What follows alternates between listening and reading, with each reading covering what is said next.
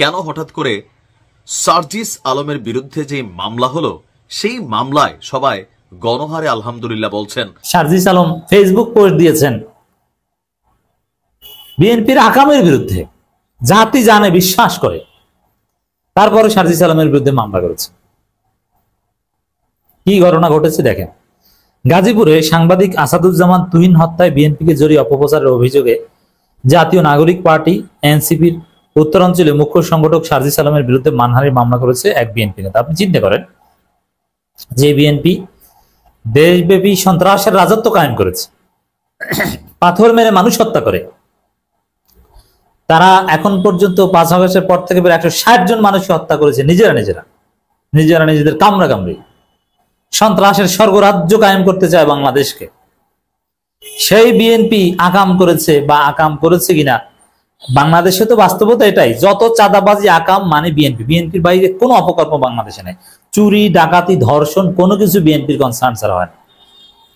এমনকি এনসিপির কোনো ছেলে যদি কোনো চাঁদাবাজি করে, ওর সাথেও দেখবেন বিএনপি জড়িত। বিএনপির বাইরে কোনো চাঁদাবাজি, দুর্নীতি, সন্ত্রাস কিচ্ছু নেই। সেখানে বিএনপির বিরুদ্ধে তো বলবেই, আর কোনো একটা কারণে সরাসরি বিএনপি জড়িত না থাকলেও বিএনপির প্রতি প্রাথমিক ধারণা মানুষের চলে আসে, আর অন্যভাবে পরোক্ষভাবেও বিএনপি জড়িত হতে পারে। তারপরে যদি ভুল অভিযোগ করে, যেহেতু সারা দেশে আকাম মানে বিএনপি, অতএব বিএনপির বিরুদ্ধে ভুলেও যদি একটা অভিযোগ কেউ চাপিয়ে দেয়, এজন্য তো মামলা হতে পারে না। ফেসবুকে পোস্টের জন্য মামলার যুগে ফিরিয়ে নিয়ে যাচ্ছে বিএনপি। বিএনপির যে নেতা মামলা করেছে ওকে ধরে পেটানো দরকার। তারেক রহমান যদি বহিষ্কার না করে, তাহলে জনগণ ধরে নেবে যে তারেক রহমান আবার ফেসিস্ট হয়ে উঠতে যাচ্ছে। তারেক রহমানের কিছু বিরুদ্ধে বললে 2 দিন পর মামলা হবে। এই যে আমরা বলি মামলা হবে, যেহেতু এইসব মামলা আমরা 4 আন্না দাম দিয়ে ঘুরি না, ওইসব মামলা দিলে ওগুলো তরুণ প্রজন্ম কোর্টে ফেস করতেই যাবে না। কারণ ফাজলামি নাকি হাসিনা হয়ে উঠতে চাচ্ছে, ফেসবুকে লিখেছে এই জন্য 10 কোটি টাকার মানহানি মামলা। আপনি বাণিজ্য শুরু করেছেন, এটা টেস্ট কেস। এটা পার পেলে এরপরে দেখবেন যে জেলায় জেলায় জেলায় জেলায় মামলা দিয়ে, কারণ তারেক রহমান জানে যে যদি ক্ষমতা আসতে পারে, ইউনূসের সাথে তো গোপন সমঝোতা করেছেন, ক্ষমতা আসলে এই তরুণ প্রজন্ম তার জন্য থ্রেট। পারলে তো বিশ্ববিদ্যালয়গুলো বন্ধ করে দেয়, কারণ বিশ্ববিদ্যালয়গুলোতে তারেক রহমানের কোনো অনুসারী নেই। এখন কিভাবে তাহলে এদের দমন করা যায়? মামলা দাও। তো এই বিএনপির পান্ডাকে, এই মামলাদাতা পান্ডাকে যদি বহিষ্কার না করে, তাহলে আমরা ধরে নিব তারেক রহমানের নির্দেশে মামলা হচ্ছে। আর জনগণ আমাদের বিপ্লবী চরিত্র ভুলে গেলে হবে না। এইসব মামলাবাজ 10 কোটি টাকাকে পেছন থেকে ঢুকিয়ে দেওয়ার অভ্যাস করতে হবে। আমাদেরকে জেগে উঠতে হবে, আর বাংলাদেশকে সেই ফেসিস্ট জমানায় ফিরিয়ে নিতে দেওয়া যাবে না। আপনি চুপ থাকলে, আজকে সার্জিসের বিরুদ্ধে মামলা করছে, আপনি চুপ থাকলে সামনে আবার আপনার বিরুদ্ধে করবে। এই সুযোগ দেওয়া যাবে না, কোনো মামলাই চলবে না। ডক্টর ইউনূসকে গালি দিলেও কোনো মামলা হবে না। আপনি সোশ্যাল মিডিয়ায় লিখেছে, আপনি পাল্টা লেখেন, আপনাকে গালি দিয়েছে, আপনি গালি দেন, আপনি মামলা করবেন কেন? হ্যাঁ, যদি কেউ ফৌজদারি অপরাধ করে, শারীরিকভাবে কাউকে কেউ লাঞ্ছিত করে, সেখানে মামলা হতে পারে। এই ডিজিটাল সিকিউরিটি আইন ফেসবুকে লেখার জন্য, কমেন্টের জন্য মামলা, এটা তো হাসিনার। খালেদা জিয়ার বিরুদ্ধে কে কি না কটূক্তি করেছে, বরিশালের উজিরপুরের এক ইমাম, তাকে ধরে নিয়ে গিয়েছে, বিএনপি ধরিয়ে নেওয়ার ব্যবস্থা করেছে, সাভার বা আশুলিয়ার ওদিকে ইমামতি করে। আপনারা দেখেছেন? বিএনপির চরিত্র আওয়ামী লীগের চরিত্রের মধ্যে পার্থক্য কি? তারা ক্ষমতা আসলেই দেখবেন যে হাসিনার চাইতে কঠিন সাইবার সিকিউরিটি বা এই ডিজিটাল সিকিউরিটি অ্যাক্ট বানাইয়া তারপরে ঢালাও ভাবে তরুণ প্রজন্মকে জেলে ঢুকাবে। কারণ এই তরুণ প্রজন্মের জ্বালায় ঠিক মতো দেশ চালাতে পারবে না, এটা বিএনপি মনে করে। মঙ্গলবার বেলা 11:30টার দিকে গাজীপুর মহানগরীর বাসনা থানা বিএনপি সভাপতি বাদী হয়ে চিফ মেট্রোপলিটন ম্যাজিস্ট্রেট আদালতে মামলা দায়ের করেন। আপনি চিন্তা করেন, বিএনপি থানা সভাপতি মামলা করে, এটা কোনো স্বেচ্ছা নেতা না। আমার তো সন্দেহ এটা তারেক রহমানের নির্দেশে করছে কিনা, এটা টেস্ট কেস কিনা। তারেক রহমান নিজেই দেখছেন যে মামলাটা করে দেখো কি হয়, নইলে ওদের জ্বালায় তো আমি আসতে পারবো না ঠিক মতো। শুনানি শেষে সিআইডি পুলিশকে মামলাটি তদন্ত করে প্রতিবেদন দেওয়ার নির্দেশ দিয়েছেন আদালত। মানে মামলা গ্রহণ করা হয়েছে। আপনারা জানেন যে মামলা সরাসরি এফআইআর হিসেবে নেওয়া হয়, নেওয়ার নির্দেশ দেয়, অথবা তদন্তে পাঠানো হয়। আর এই ধরনের মামলা বিএনপি তো সবকিছু দলীয়করণ করে ফেলেছে। কোর্ট টোর এখন বিএনপির কথা চলে, থানা পুলিশ বিএনপির কথা চলে। সেটা যদি না হতো তাহলে এটা মামলা হিসেবে আমলে নেওয়া হতো না। প্রথমে কি করতো, ঠিক আছে মামলা করেছেন, এটা তদন্তের নির্দেশ দেবো না কি করবো, এটা পরে আদেশ দিব, 2-3 দিন পরে তারপর বলতো যে না, এটা গ্রহণ করা হবে না, বাতিল। অথচ তদন্তের নির্দেশ দিয়েছে। এর মানে কি, মামলা গ্রহণ করা হয়েছে, মামলা হয়ে গেছে, এটা মামলার আবেদন না, মামলা আবেদন করেছে, মামলা গ্রহণ করা হয়েছে, এর মানে মামলা করেছে বিএনপি। এখন যদি সার্জিসের কিছু না হয় তাহলে সার্জিস জিতে যাবে মামলায়, কিন্তু মামলা হয়েছে, এখন তদন্ত হচ্ছে, তদন্ত হবে। 10 কোটি টাকার মানহানি মামলা। ওই যে ফজলুর রহমানরা বলেছে না, নাহিদ ইসলাম 500-700 মানুষকে হত্যা করার ব্যবস্থা করেছে, সামনে দেখবেন এই জন্য বিএনপি মামলা করবে। তরুণ প্রজন্মের বিরুদ্ধে বিরাট প্রজেক্ট নিয়ে বিএনপি মাঠে নেমেছে। তরুণ প্রজন্মকে বিএনপি কলঙ্কিত করবে, তাদেরকে ভোগান্তির সম্মুখীন করবে। এই যে জেনজি, তাদেরকে বিএনপি ধরে ধরে জেলে ভরবে, মামলা দিবে, হয়রানি করবে। আওয়ামী লীগ হাসিনা যা করেছে তার চেয়ে বেশি করবে। বিএনপি সেই প্রজেক্ট নিয়ে মাঠে নেমেছে। তারেক রহমানের বিরুদ্ধে কিছু বললেই আপনাকে মামলা দিবে, হামলা করবে, আপনাকে জেলে নিবে। বিএনপি সেই দিকে যাচ্ছে। বিএনপির ভয় তারুণ্য, কারণ তারুণ্য বিএনপির পক্ষে নাই। বিএনপি যাদেরকে তরুণ বলে তারা বুইরা খাটাস। যেমন বিএনপি ছাত্র দলকে তরুণ বলে, অথচ সবগুলো বুইরা। আর রানিং স্টুডেন্ট যারা, কেউ ছাত্রদল করে না। কোনো রানিং স্টুডেন্ট আপনি দেখাতে পারবেন না ছাত্রদল করে। যা আছে এটা একদম হিসাবের বাইরে। ছাত্রদল করে টেম্পো স্ট্যান্ডের লোকজন, একজনের দাঁত বাঁকা হয়ে গেছে বয়সের ভারে, পেট ফেটে যাচ্ছে বয়সের ভারে, চুল সাদা হয়ে গেছে, দাড়ি সাদা, লাল লাল কালার করেছে, এরা ছাত্রদল। তারুণ্য বিএনপির পক্ষে নেই এজন্যে। আর তরুণদের আজকে বিএনপি সুযোগ সুবিধা দিয়ে ম্যানেজ করলে এরা কালকে কিনা আবার বিএনপির বিরুদ্ধে লাভ দেয়। বিশ্বাস নাই তরুণদের উপর, বিএনপির কোনো আস্থা নেই। বিভিন্ন জরিপে উঠে আসছে, দেখছেন না, তারুণ্যের ভোটে বিএনপি চাইতে জামাতে গিয়ে। তাহলে চিন্তা করেন যে আমাদের দেশের জেনজিরা এখন পর্যন্ত নামাজ পড়ে না ঠিক মতো, সেখানে জামাতে গিয়ে, তাহলে যারা ওই নামাজ পড়া বাধ্যবাধকতা নাই তাদের ক্ষেত্রে বিএনপি কতটা, তারুণ্য কতটা সিম্পেথেটিক। বাস্তবতা হচ্ছে বাংলাদেশে অধিকাংশ জেনজি তরুণ এটা নতুন কোন দল, নতুন কোন প্ল্যাটফর্মের পক্ষে থাকবে, বিএনপির পক্ষে না, এমনকি জামাতের পক্ষেও না। তো সেই তরুণদের নিয়ে বিএনপি মারাত্মক ভয় আছে। সে ভয় থেকে বিএনপি টেস্ট কেস শুরু করেছে, এই সার্জিস আলমদের বিরুদ্ধে মামলা দিচ্ছে। যেমন আপনারা একটা খবর দেখেছেন, সার্জিস আলমের বিরুদ্ধে বিএনপি নেতার মানহানি মামলা, 10 কোটি টাকার মানহানি মামলা, জাস্ট টেস্ট কেস। যদি এই মামলাটা দিয়ে কিছুটা হয়রানি করতে পারে, তাহলে দেখবেন যে 2 দিন পর তারেক রহমানের বিরুদ্ধে আপনি ফেসবুকে পোস্ট দিলে, কমেন্ট করলে আপনার বিরুদ্ধে মামলা করবে, আবার সেই হাসিনা আমল ফিরিয়ে আনবে। যদিও আমরা এর প্রতিবাদ জানাচ্ছি, তোর 10 কোটি টাকার মামলা আমি পায়ের নিচে পিষ্ট করি। এই নতুন বাংলাদেশে ওইসব মামলার গোষ্ঠী, এগুলো চলবে না, এগুলো আমলেই নেওয়া যাবে না, এগুলো কোনো গুরুত্বই দেওয়া যাবে না। নতুন বাংলাদেশ, বাক স্বাধীনতার বাংলাদেশ।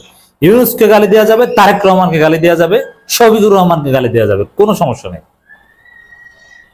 যে কাউকে সমালোচনা করতে পারবে না। তবে হ্যাঁ, মিনিমাম শালীনতা তো বজায় রাখতেই হবে। তো এখানে সার্জিস আলমরা বা আরো অনেকে ফজলুর রহমানকে যাই বলুক, এটা বিএনপি আমলে নিয়ে তাকে বহিষ্কার করবে বলে মনে হচ্ছে। চাপ দিতে হবে। আমরা চাই ফজলুর রহমানের রাজনৈতিক ক্যারিয়ার এখানেই শেষ হয়ে যাক, কারণ বিএনপি যদি তাকে বহিষ্কার করে যায় তাহলে ফজলুর রহমান শেষ।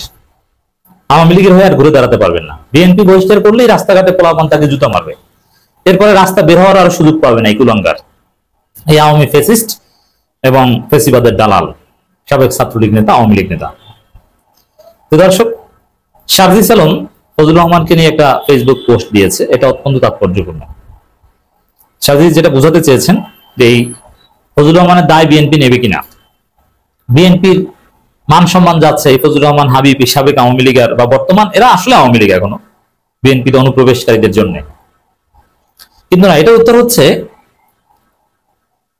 বিএনপি তারেক রহমান ইচ্ছা করে তাদের সুযোগ দিয়েছে। তারেক রহমানের অনিচ্ছায়, তারেক রহমানের বিরাগভাজন হয়ে ফজলু পাগলা এবং হাবিবুর রহমান হাবিব এভাবে আওয়ামী দালালি করবেন, বিপ্লবের বিপক্ষে বক্তব্য দিবেন আর ফেসিবাদের পক্ষে অবস্থান নেবেন, মুজিববাদ প্রচার করবেন, এটা অসম্ভব বিএনপির। বিএনপির একটা গাছের পাতাও তারেক রহমানের হুকুম ছাড়া নড়ে না। এটা তারেক রহমান নিজে সুযোগ দিচ্ছেন। কেন?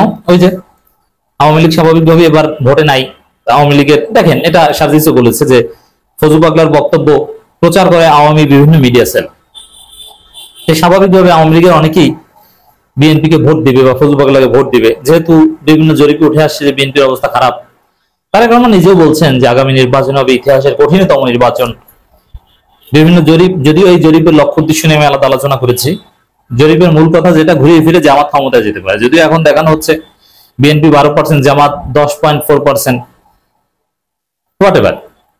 এইসব সমীকরণ, জামাতের যে প্রায় 2% পার্থক্য আছে বিএনপির চাইতে কম আছে, এই 2% মেকানিজম করার কোনো ব্যাপার না। সাপোজ এই জরিপে চরমনের কথা নাই, তো চরমনের ভোট আছে বাংলাদেশে বাস্তবে 8%, তো ধরলাম 3%, তাহলে তো বিএনপি চাইতে জামাতে গিয়ে যায় চরমনারকে সাথে নিয়ে।